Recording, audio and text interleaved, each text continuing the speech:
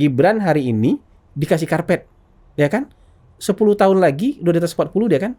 Misalnya dia mau jadi capres, tiba-tiba dia ngelawan anak Ibu Puan yang usianya belum 40. Misalnya Gibran ya kita kan nggak tahu 10 tahun lagi di-challenge oleh Alam yang usianya belum 40 tahun. Dulu kan ada aturan pemeriksaan kesehatan tuh baru tahun 2004 untuk menjegal Gus Dur itu. Karena satu-satunya yang kemungkinan bermasalah dengan kesehatan mau nggak mau kasat mata adalah Gus Dur. Kalau misalnya Bang, nanti Gibran dimajukan dalam kontestasi ini, apa kemungkinan terburuk?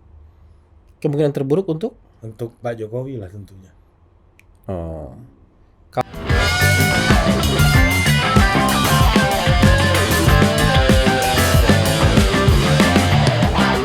Nah, ini Bang, kaitan sama putusan MK yang kemarin. Dan itu langsung aja ditempelkan untuk memberikan jalan kepada Mas Gibran. Untuk menjadi wakilnya Pak Prabowo. Nah, ini dianggap sebagai stimulus untuk berhadapan-hadapannya Pak Jokowi dan PDI Perjuangan. Nah, pertama pertanyaannya sebenarnya sederhana aja Bang. Dari hasil putusan itu, apa yang salah kontennya menurut Abang? konten putusan? Ya. Kalau menurut saya konten putusan nggak ada yang salah. Orang marah itu kan karena bukan masalah konten putusan itu salah dan benar, tapi nggak sesuai dengan harapan mereka. Ini makanan nggak cocok masuk ke perut aja ini. Ada nggak biasa makan itu, misalnya Ari biasanya makan tongseng, tiba-tiba diajak makan Jepang mencret. Makanannya nggak sesuai sama perut aja. Kayak gitu aja. Jadi bukan soal makanannya salah dan benar, perut kita yang salah gitu. Ketika kita menilai itu dengan isi perut kita lihat salah, makanya kita marah-marah. Dari sisi substansi menurut saya gini, putusan ini memberikan jalan kepada Gibran, iya. Kan nggak bisa kita bilang nutup jalan. Memberikan jalan kepada Gibran, iya. Tapi putusan ini apakah hanya memberikan jalan kepada Gibran dalam jangka panjang? Dalam jangka panjang. Oh iya dong. Masa kita melihat aturan hanya untuk 2024? Memikir negara ini kan holistik dong. Kan hidup negara ini nggak cuma tahun 2024. Iya. Yang disebut kepala daerah orang yang berusia 40 minimal 40 tahun atau pernah jadi kepala daerah Elected ya. dalam jangka panjang kan bukan cuma Gibran. Ya. Orang yang pernah terpilih dengan usia di bawah 40 tahun bukan cuma Gibran. Ada banyak sekali orang nanti itu. Ada banyak talent-talent nanti yang akan bisa muncul ke pentas nasional tanpa harus terikat dengan batasan usia. Yang penting dia sudah pernah elected office. Jadi menurut saya dari sisi konten itu nggak masalah sama sekali itu. Jadi apa masalahnya? Maksudnya kecuali kita tuh memang menilai itu dengan keinginan kita aja. Kita udah curiga ini hanya buat Gibran. Loh, buat anak kamu juga nanti bisa. Buat cucu kamu juga nanti bisa aturan ini gitu. Gimana sih gitu? Seolah-olah kita hanya hidup tahun 2024. 2029 kan masih ada pemilu. Masih ada pemilu. Bisa berlaku ini. Iya kan? Anak siapa kayak nanti? Iya. Misalnya gini, Gibran dikasih karpet hari ini, misalnya ini andai-andai aja. Gibran hari ini dikasih karpet, ya kan? 10 tahun lagi udah di atas 40 dia kan? Misalnya dia mau jadi capres, tiba-tiba dia ngelawan anak Ibu Puan yang usianya belum 40 tahun. Tapi udah elected. Orang akan bilang tuh nanti, wah ini revenge. Enggak revenge sebenarnya, tapi kesempatannya sama-sama terbuka. Makanya kesannya bisa begitu. Atau siapa lagi yang menentang? Alam. Alam. Tiba-tiba nanti misalnya Gibran nih. Iya. Misalnya Gibran ya kita kan nggak tahu 10 tahun lagi di-challenge oleh Alam yang usianya belum 40 tahun. Ya, dan tidak hanya pernah menjadi kepala daerah, lu elected official di parlemen pun bisa. Cukup. Nggak harus jadi kepala daerah. Jadi Mas Alam bisa aja nanti maju ya kan? Iya, maju aja tahun 2029 di DPR RI. Iya. Tahun 2034 maju Pilpres dia. Iya. Ini kan senator itu kan boleh maju Pilpres. Iya, anggota DPD pun boleh. House of Representative boleh jadi capres. Kenapa enggak? Jadi menurut saya kalau kita ngelihatnya jangka panjang, enggak cuman Gibran yang punya kesempatan, Mas Alam juga punya kesempatan. Tapi sabar nanti kan kalau sudah pernah elected office. Jadi buat saya ini sebenarnya ya, kalau hanya sekedar coret-coret umur, itu memang nggak ada argumentasi. Umur 40 dicoret jadi 35. Emang nggak kuat argumentasinya. Iya. Itu benar-benar kayak cari orang yang umur 35 tahun, apa dasarnya? Iya. Itu Bang, itu pembuat undang-undang pun udah mengaku, Bang. Ya kita 35 nggak ada protes, nggak ada protes, 40 juga nggak ada protes. 40 juga bingung. Nggak ada protes, naikin Iya, 45 juga nggak ada protes. Karena basisnya umur Nabi ketika di Jadi tapi kalau yang ini sekarang, misalnya minimal 40 tahun atau sudah pernah elected office, itu adil. Coba ini, Bi. Orang tuh syarat minimal jadi anggota DPR RI itu 21 tahun. Coba misalnya ada anak nih 21 tahun terpilih anggota DPR RI. 5 tahun berikutnya usianya 26 lah. Maju dia bupati. Atau maju gubernur. Ya kan? 26 tahun dia maju gubernur misalnya. Dia satu periode gubernur berapa? 31. 31. Maju lagi dia gubernur berikutnya, satu periode. 36.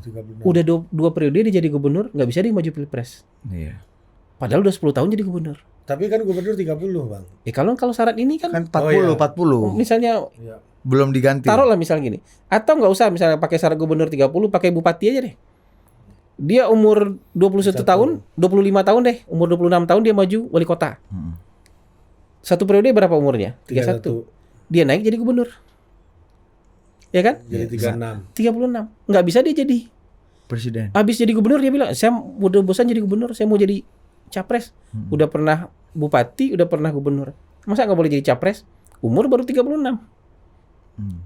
Tapi kan pengalaman udah panjang. Mungkin di umur 21 udah DPR RI pula kawan ini kan. Iya, mungkin 21 udah DPR RI kawan. Jadi udah komplit pengalamannya. Iya. Atau misalnya 18 tahun orang di dalam politik, elected office, usia baru 39 tahun. Kan dari 21 nih, tambah 18 tahun, usia 39 tahun. Nggak bisa jadi capres-cawapres. Substansi di mana yang Anda pertanyakan? Padahal udah jadi menteri. Bisa juga jadi Iya, menteri. padahal udah jadi menteri kan. Iya, Umur udah jadi menteri. 39 tahun tuh udah Bisa. jadi menteri, jadi wali kota, jadi Jadi macam-macam. iya. Jadi aspek itu buat saya kemarin itu oke. Kalau alasannya apa, pengecualiannya adalah ini, alasannya tuh oke. Iya. Kecuali umurnya yang dipapas ya, itu baru Agak-agak tujuannya buat apa kan? sama-sama- Nggak ada perdebatannya. sama-sama nggak jelas kan. Lu Sama-sama basisnya nggak apa? jelas. Gue Nah, basisnya iya. apa gitu. 40 nggak jelas, di bawah 35 40 juga nggak nggak jelas. jelas. 50 juga Jadi nggak berdebatnya jelas, kan? debat kusir. Tapi Iya. kalau ini kuat nih argumentasi. Jadi pintar nih orang yang mendalilkan ini harus diakui pintar. Karena emang ada dasarnya itu.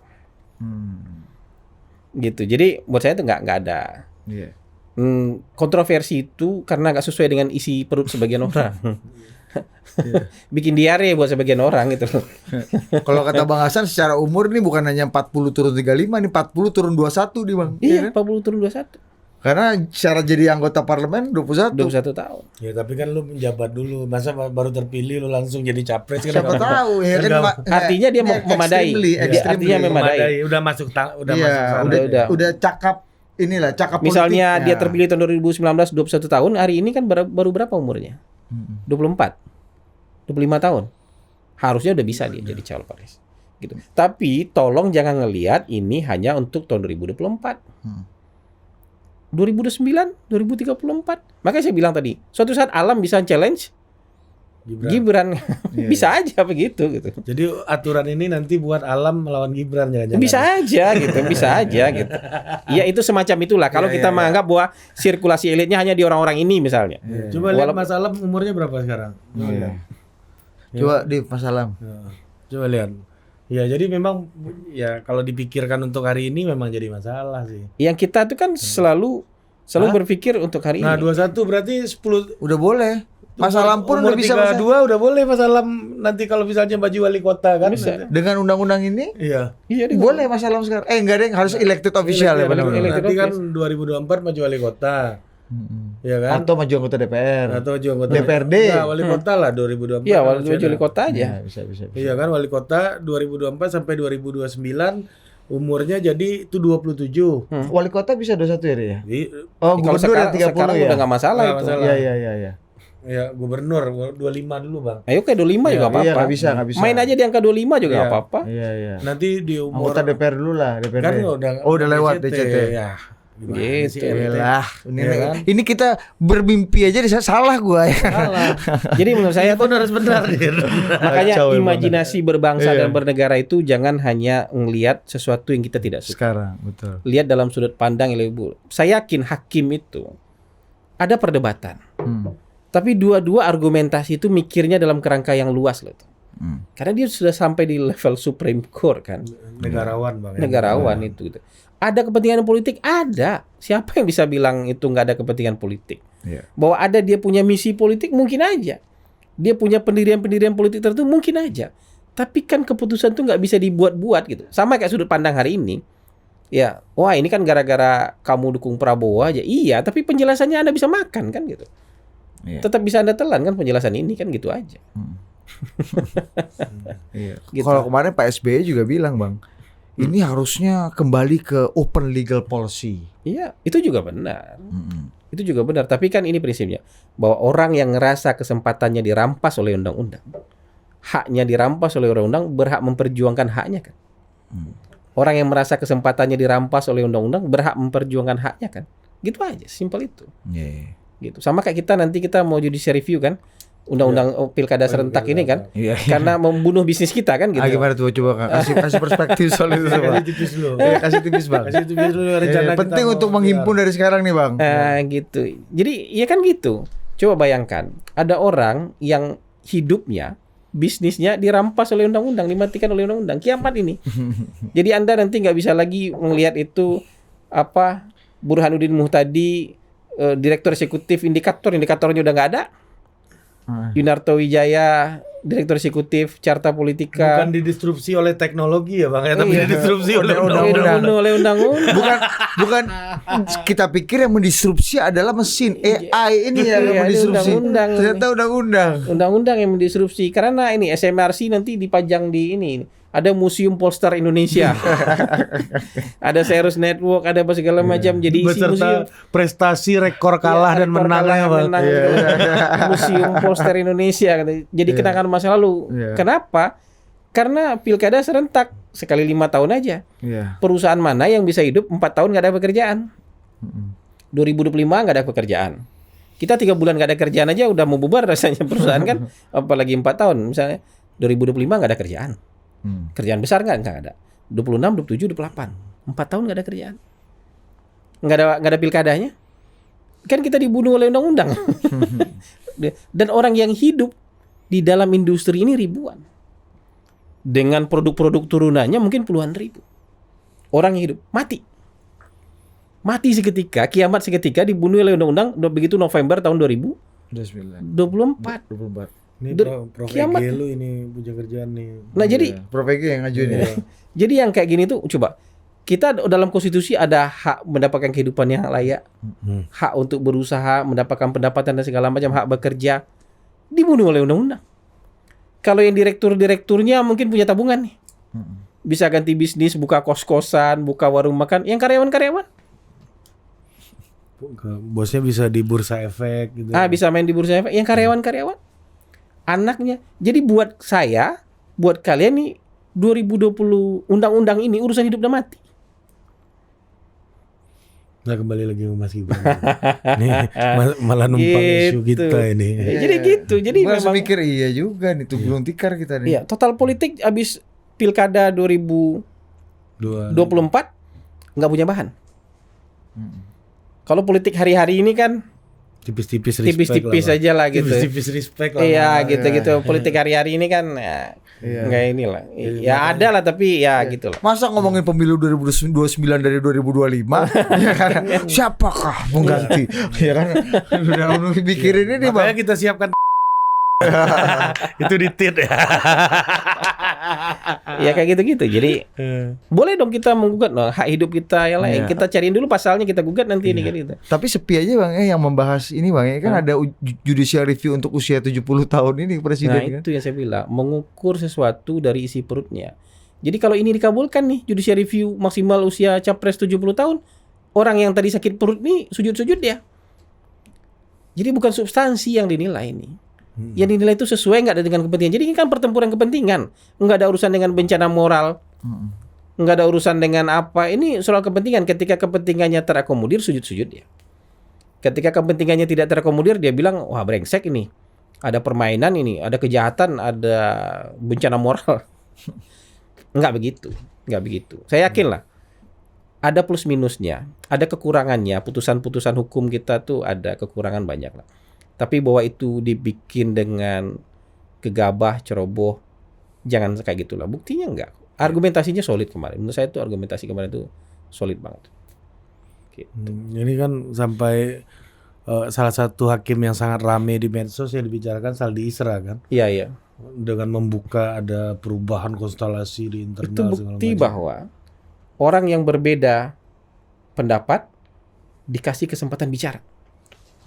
Menunjukkan perbedaan dia. Kalau dia ingin menyampaikan kedongkolan dia lah dalam tanda kutip, dikasih kesempatan. Biar orang juga melihat perspektif dari orang yang menolak. Buat saya itu dua-duanya solid loh.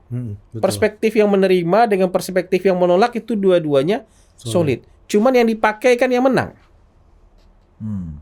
Makanya nggak ada benar dan salah di sini.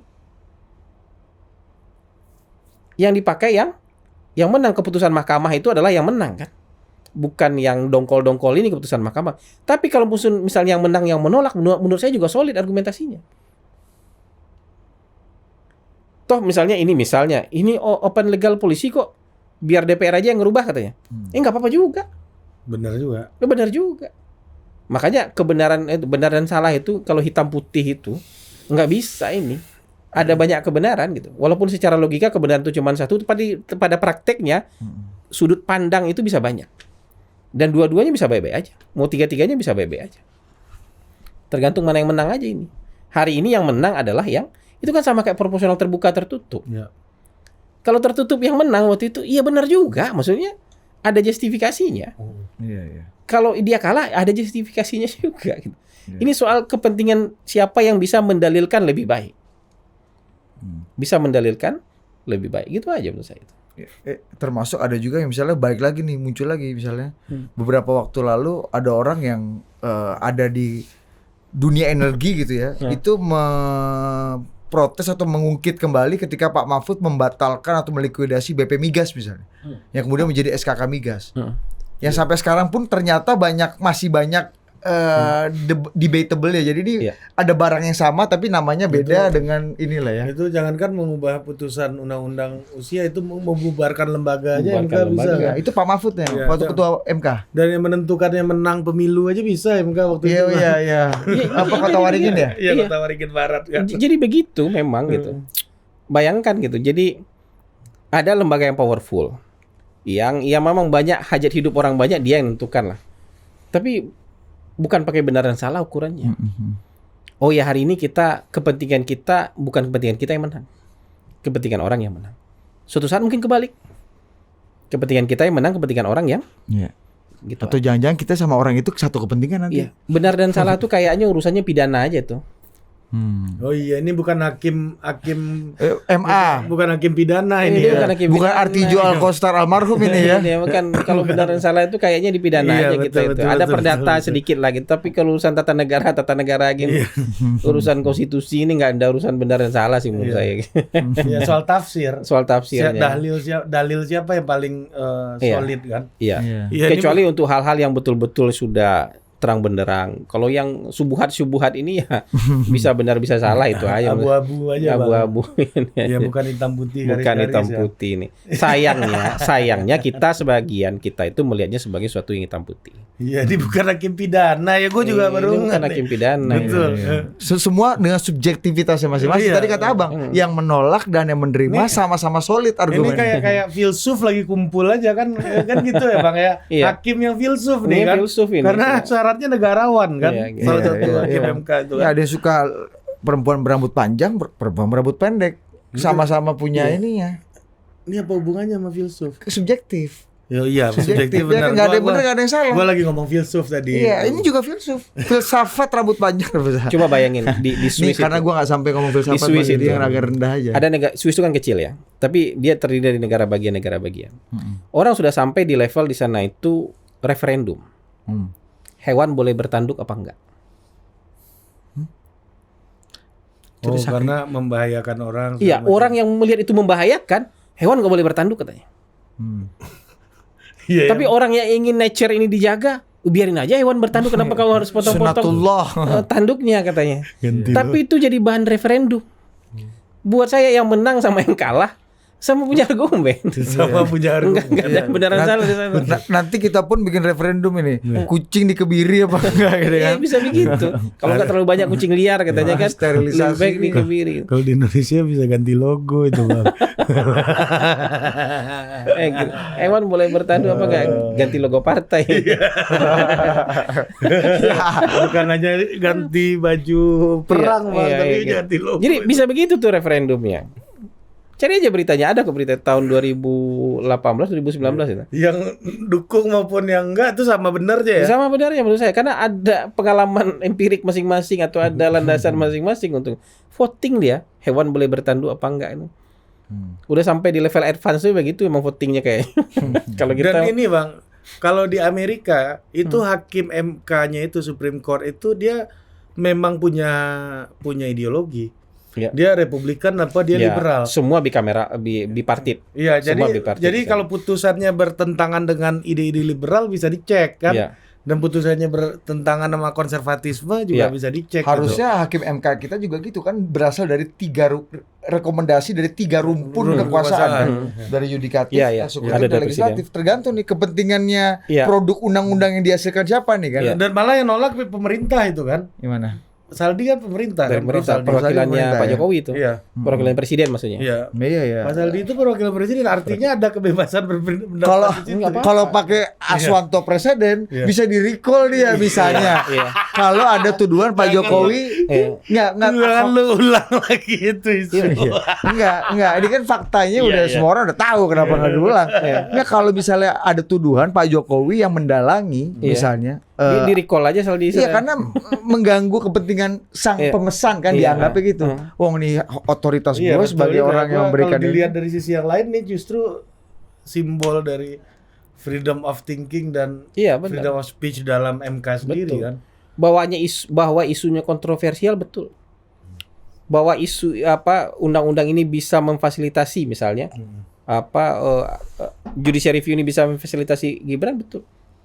Tapi tidak hanya Gibran, ada banyak. Alam pun akan difasilitasi nanti. Iya ya. Gitu. Jadi jangan ngelihatnya dalam jangka pendek.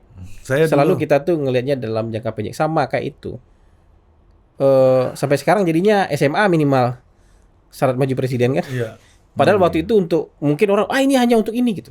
Tapi ternyata nggak banyak juga kan, misalnya orang-orang yang S1-nya nggak lulus gitu, apa segala macam gitu, bisa maju. Nah, dalam sejarah politik kita itu banyak juga banyak aturan-aturan yang memang dibuat berubah jelang pemilu. berubah dan ada kecurigaan-kecurigaan tadi Ada tuh, Bang. kecurigaan-kecurigaan tadi, tapi kemudian dipakai. Karena setelah berlaku dipakai aja. Misalnya gini, dulu kan ada aturan pemeriksaan kesehatan tuh baru tahun 2004 untuk menjegal Gus Dur itu.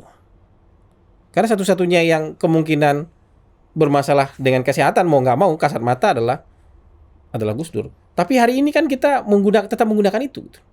Panjangnya begitu. Sudah diterima sebagai konsensus saja gitu. Dan pada akhirnya ya kita memang butuh presiden yang lolos tes Iya. medical check up. Kan? Nanti begitu juga. Oh, hari ini kita menuduhnya buat Gibran, tapi di masa depan kita akan terima kasih anak kita, saudara kita, adik kita, ponakan kita. Oh, ternyata terfasilitasi oleh Gibran presiden ini. Gitu. presiden ini gitu.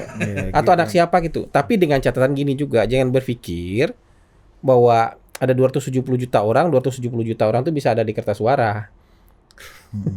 Seumur-umur bangsa ini sampai 200 tahun nanti usianya mungkin nggak nyampe 200 1.000 orang yang ada pernah di kertas suara kan Saya gitu. udah hitung kemarin sampai 100 tahun ke depan itu paling banyak 90-an, Bang. Paling banyak 100 tahun umur negara kita nggak nyampe 100 orang yang ada pernah di kertas Bukan suara. 100 tahun, 170 kan dari hari ini nih saya hitung kan. Oh, 170 tahun. Dari awal reformasi kan. Nah, makanya. Iya kan? Kalau dari tahun 98 dihitung sampai berapa? 100 sekian tahun, 100 tahun lagi habis itu. Berarti kan 100 sekian tahun umur negara kita tuh. Nggak nyampe 100 orang yang ada di kertas suara capres ini kan gitu. Memang kesempatan pintunya itu nggak banyak. Cuman dengan adanya aturan ini itu semakin banyak orang yang punya kesempatan. Menginspirasi orang untuk bergerak ke situ. Iya, Ya. gitu aja. Simpel aja. Nah, soal kalau misalnya Bang nanti Gibran dimajukan dalam kontestasi ini, apa kemungkinan terburuk Kemungkinan terburuk untuk Pak Jokowi lah tentunya. Kalau Pak Jokowi sudah melewati banyak kemungkinan terburuk ya.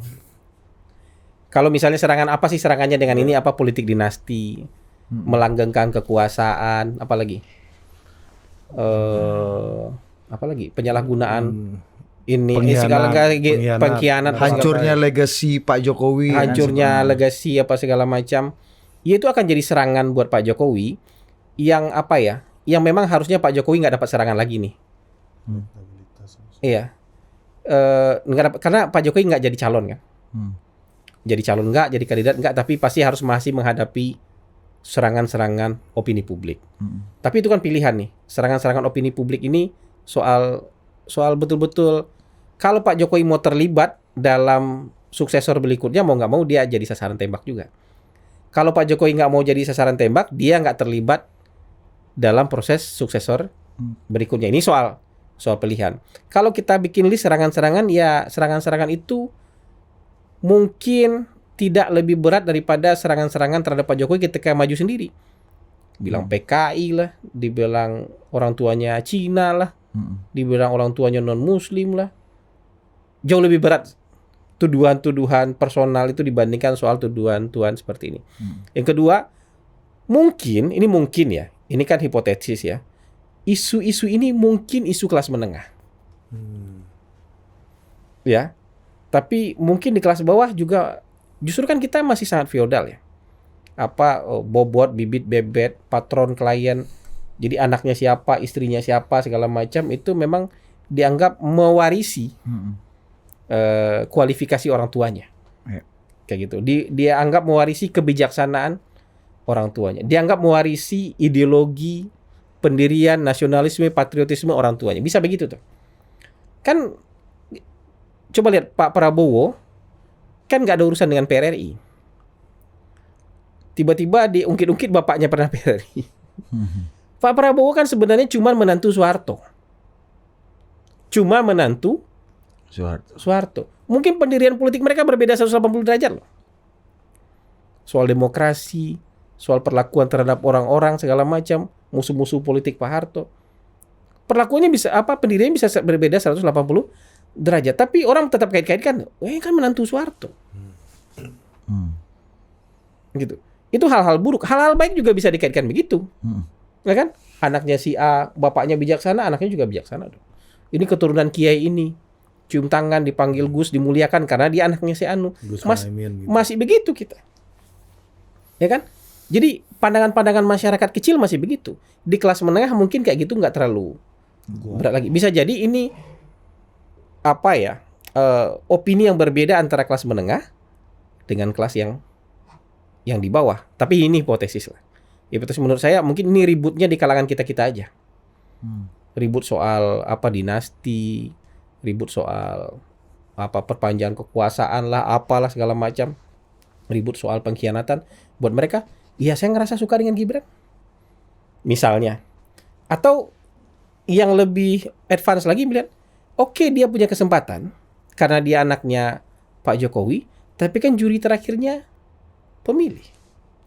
Walaupun diberi kesempatan tapi nggak dipilih sama orang, kan tetap nggak terpilih. Kan gitu. Jadi buat saya ini masih fair lah. Jangankan itu, calon tunggal aja diuji pakai kotak kosong. Saya nggak tahu di level pilpres bisa begitu, tapi di level pilkada calon tunggal kan diuji pakai, dan ada sejarahnya calon tunggal kalah sama kotak kosong. Bayangin coba. Terus kita mau meng-underestimate cara publik memberikan penjuriannya? Menurut saya enggak. Kita ini kok makin lama makin berkembang kok. Masih ada kekurangan iya, tapi makin lama makin berkembang dan makin pintar kok masyarakat. Tapi ini Bang, ini pertanyaan terakhir nih Bang. Jadi banyak lah di medsos soal jurnalis mau bikin gerakan segala macam, saya udah lihat tuh. Gerakan apa itu? Gerakan moral untuk aktivis MK. Ada jurnalis juga. Ada. Diapain? MK-nya mau diapain? Ada yang pansus periksa MK segala macam bahwa ini ada intervensi putusannya gitu Bentar, kan. kalau awal reformasi bos ada gini-gini dikobong kantor partainya bos. Iya kan, kobong bos. Iya, nah tapi gini, ya kan diminta untuk apa namanya menginvestigasi soal intervensi dan lain-lain soal putusan ini Bang. Nah tapi di sisi yang lain apa pilihan untuk Mas Gibran dan Pak Jokowi dalam hal ini, maju terus atau mempertimbangkan serangan ini? Karena gini, saya pun membaca kalau misalnya Pak Jokowi atau Mas Gibran nggak maju nih sekarang nih, pasti orang bilang, nah untuk netizen kritisi gitu kan. Kalau nggak maju nih. Kalau nggak maju, itu gimana benar? Iya memang serba salah, itu sama kayak Denny Indrayana menebak-nebak proporsional tertutup, proporsional terbuka kan. Iya. Kalau wah ternyata jadinya tetap terbuka tuh kan, kalau nggak saya kritisi pasti tertutup nih. Untung saya kritisi jadinya terbuka. Jadi kita akan melakukan sesuatu itu betul-betul dilihatlah produktivitasnya, konstruktif apa enggak, atau hanya sekedar melampiaskan ego dan emosi kita. Menurut saya banyak sekarang ini yang kayak gini gitu hanya untuk melampiaskan ego dan emosi karena keinginan dia tidak tercapai. Begitu keinginan dia tercapai, dia luapkan itu dengan berbagai macam demonstrasi lah, pansus lah, apa segala macam, tanpa tujuan yang solid. Di pansus mau tujuannya apa? Mau mengubah aturan kah? Atau mau mengungkap misalnya ada kejahatan misalnya, atau apa? Kalau misalnya diungkap ada kejahatan misalnya, terus endingnya kayak gimana? Kita kan harus berpikir solid sampai ujung. Jangan sampai nanti ketika ini segala macam negara yang berantakan. Itu kan sama kayak misalnya kita harus hukum semua kejahatan kemanusiaan misalnya di negara-negara yang itu. Tapi kan orang-orangnya negarawan pikir, lu ungkap semua nih, endingnya apa nih? Atau nggak lebih baik kita akui aja ini kemudian kita rekonsiliasi misalnya. Kan ada yang begitu. Kita maafkan tapi kita tidak lupakan. Kayak Mandela misalnya. Iya. Karena kalau kita ungkap semua, kita usut semua, kacau negara ini kata. Jadi tujuan-tujuan itu harus penting. Bahkan ada orang yang bilang, ya sudahlah, kita ngelihat ini dari sisi baiknya. Kan tadi Abang udah bilang, menurut penilaian ini bukan urusan benar dan salah ini. Ini mana yang lebih solid, mana yang lebih menang, mana yang kalah aja nih dalilnya. Soal iman nih, soal iman. Ini ya soal keyakinan ini. Jadi bukan soal benar dan salah dan nggak ada bencana moral di situ. Percaya deh nggak ada bencana moral di situ. Dan nggak ada kehancuran negara di situ, nggak ada. Seolah-olah kita hanya hidup tahun 2024. Ini kalau nggak suka nih, nggak setuju nih melihat Gibran belum pantas, nggak usah dipilih kan. Jadi kampanye bisa, ini belum pantas, belum waktunya. Nggak usah mengobok-obok sesuatu yang sudah final gitu, udah jadi keputusan mau diapain lagi, udah terima. Kan gitu tuh. Kalau kita mau bernegara dengan benar, itu udah terima ini, tapi kita kalahkan dia, bisa tuh nggak apa-apa tuh. Ya udah nggak bisa apa-apa, kita kalahin dia dong. Tapi kalau ternyata nanti nggak bisa juga Anda mengalahkan, dia yang menang, terima lagi. Jangan kemudian tiba-tiba nggak bisa ngalahin nih, tiba-tiba kalah nih. Wah ini kan gara-gara dia anaknya presiden. Wah ini kan gara-gara MK dia jadi menang, udah kemana-mana pergi. Ini gara-gara ini, ya kalah-kalah aja. Sudahlah, kecuali ada perbuatan-perbuatan kejahatan dan pidana di dalam itu bisa dibuka. Misalnya soal di berbagai pilkada itu kan dia ngerasa dia dikalahkan. Dia bongkar apa yang bisa dibuktikan. Atau dia coba lagi nanti 5 tahun lagi. Kayak suap hakim gitu misalnya. Iya, kayak suap dibongkar. Ini kayak Bu Kofifa coba terus 2 kali. Dia coba kalah, dia coba lagi kalah.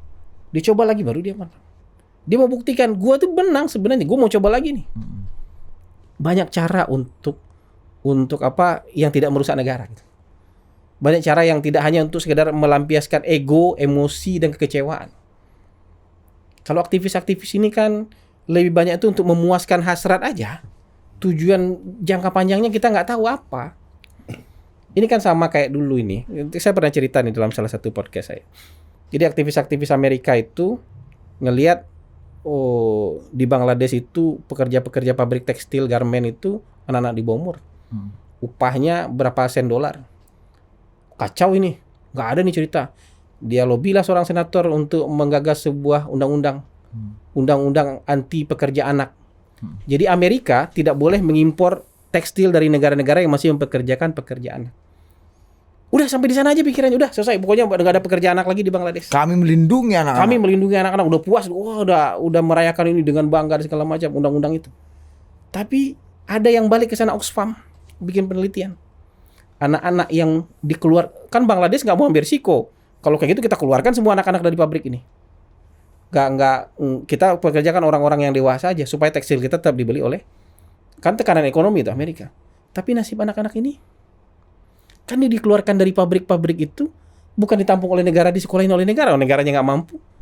Dia kerja jadi pelacur anak, pemungut sampah, pemulung dan segala macam. Yang hidupnya jauh lebih buruk dibandingkan ketika dia bekerja di pabrik. Dengan maksud mau melindungi hak anak. Dengan maksud mau melindungi hak anak. Tambah sedih hidupnya. Jadi kita ngerasa berjasa, tidak sudah membebaskan eksploitasi anak, tapi hidupnya kan nggak diurus sama keluarganya, orang miskin kok. Makanya berpikir itu, berjuang itu jangan untuk memuaskan hasrat heroisme kita. Berjuang itu harus dengan pikiran sampai di ujung. Jadi apa? Kecuali dia pikir kita larang ini, kita siapkan beasiswa, kan ada 50.000 anak waktu itu. Kita siapkan beasiswa, kita siapkan sekolah, kita kasih makan. Selamat dia, nggak jadi generasi yang hilang dia. Tapi kalau kita hitung-hitung mana yang lebih baik ini, jangan dari sudut pandang anak Jaksel dong. Jangan dari sudut pandang aktivis-aktivis Amerika, dari sudut pandang orang hidup di sana dong. Jauh lebih baik hidupnya ketika dia kerja di pabrik dibandingkan hidup di jalanan. Jomplang penghasilannya, kesehatannya jauh lebih buruk, bahkan banyak yang jadi pekerja seks anak. Itu menurut saya. Jadi aktivis-aktivis ini harus melihat 360 derajat. Harus ngelihat apa yang ada di balik tembok. Saya udah pernah sering bilang kita nggak bisa melihat barang itu cuma sampai tembok ini. Di balik tembok itu pun harus berusaha kita lihat. Karena hidup nggak cuma berhenti sampai di tembok itu. Jadi ya gitu, kalau pandangan saya soal ini, tujuannya apa? Hanya memuaskan hasrat untuk ya kita kan kelihatan heroik gitu. Kita membuat ini gerakan moral segala macam. Tujuannya apa dulu? Mau sampai di mana? Atau nggak tahu sampai di mana aja? Nggak tahu. Buat saya kayak gitu. Makanya saya paling jarang tuh ikut petisi-petisi, ikut apa. Kecuali kita udah tahu ujungnya apa. Kalau ke MK ini kita jalan lah Bang ya. Nah ini kita jalankan, ujungnya kita tahu kiamat buat kita. Iya, benar mati kita. Mungkin kita kalah. Keleleran Anda. Tapi kita berjuang dulu. Iya, jadi anak pekerja di Dakan ya kalau misalnya sampai kita. Budi ini jadi prostitusi. Prostitusi anak. Oh, udah bukan anak lagi ya. Gitu. Sudah nggak kerja lagi di korporat ya, total politiknya pula Mau minta mau minta kerjaan sama abang-abang pun nganggur ya kan. Kenapa abang-abang El Nino lah abang-abang. Ini kenapa? Datang biasa dapat sate mak syukur, sekarang udah dapat kerupuknya aja ini. Iya, kalau kita ke Bangasang gini bos, makan mie di warung emak ya kan.